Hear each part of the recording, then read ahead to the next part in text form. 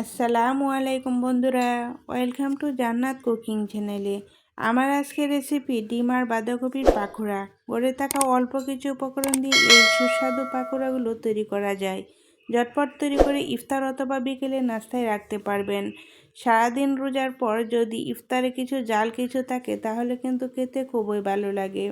আশা করছি আমার এই সিম্পল রেসিপিটা সকলের কাছে খুবই ভালো লাগবে। রেসিপিটা ভালো লেগে থাকলে একটা লাইক দিয়ে সম্পূর্ণ ভিডিওটি দেখে নেবেন আর চ্যানেলটি সাবস্ক্রাইব করে রাখবেন। পাকোড়াগুলো তৈরি করে নেওয়ার জন্য আমি মিক্সিং বলে নিয়েছি 2 কাপ কুচি করা বাঁধাকপি। বাঁধাকপিগুলো কুচি করে তারপর খুব সুন্দর করে ধুয়ে পানি নিংড়িয়ে নিয়েছি। অবশ্যই পানিটা ভালো করে নিংড়িয়ে নিতে হবে। বাঁধাকপি কুচির মধ্যে দিয়েছি কিছুটা লবণ।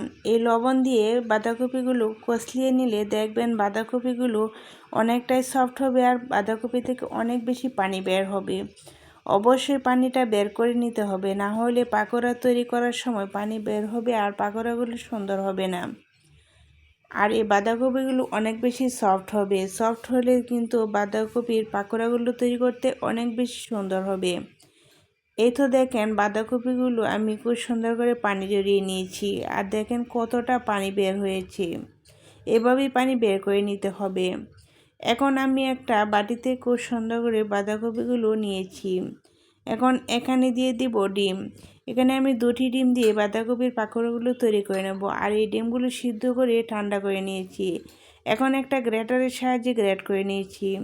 গ্রেট করে নিলে দেখবেন ডিমগুলো পাকোড়ার সাথে মিশে যাবে আর খেতে খুবই ভালো হবে। অবশ্যই ডিমগুলো গ্রেট করে দিতে হবে। এখন এখানে দিয়ে দেব অন্য সব ধরনের উপকরণ। দিয়ে দিচ্ছি 2 টেবিল চামচ পেঁয়াজ কুচি, 1 টেবিল চামচ কাঁচামরিচ কুচি। জালটা আপনাদের পছন্দ মতো করে দিতে পারেন।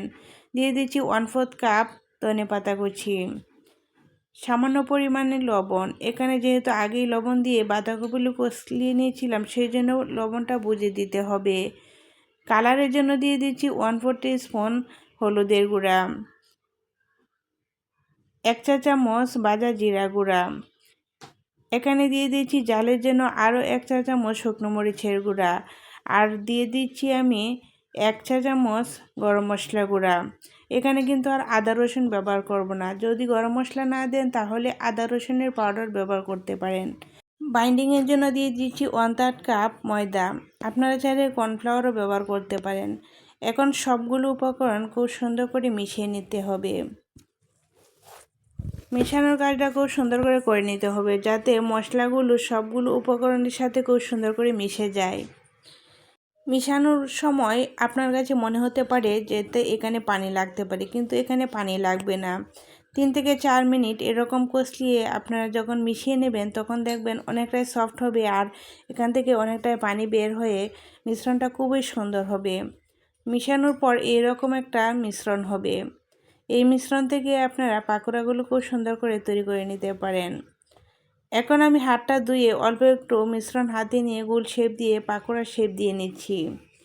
আপনারা যেরকম করে শেপ দিতে চান ওই অনুযায়ী শেপটা দিয়ে নেবেন। আর এভাবেই আমি শেপটা দিয়ে সবগুলো পাকোড়া তৈরি করে নেব। আর এগুলো তেলে ভেজে নেওয়ার জন্য চুলায় একটি প্যান বসিয়ে পরিমাণ মতো তেল দিয়ে তেলটা হালকা একটু গরম করে নিয়েছি। চুলার আঁচটা মিডিয়ামে রেখে দিতে হবে। এখন এক এক করে আমি পাকোড়াগুলো তৈরি করে সাথে সাথে তেলের মধ্যে দিয়ে দিচ্ছি। কিছুটা শক্ত হয়ে যাওয়ার পর পাকোড়াগুলো উলটপালট করে দিতে হবে আর চুলার আঁচটা মিডিয়ামে রেখে 2 থেকে 3 মিনিট ভেজে নেবেন। তারপর চুলার আঁচটা অল্পতে রেখে পাকোড়াগুলো ভেজে নিতে হবে।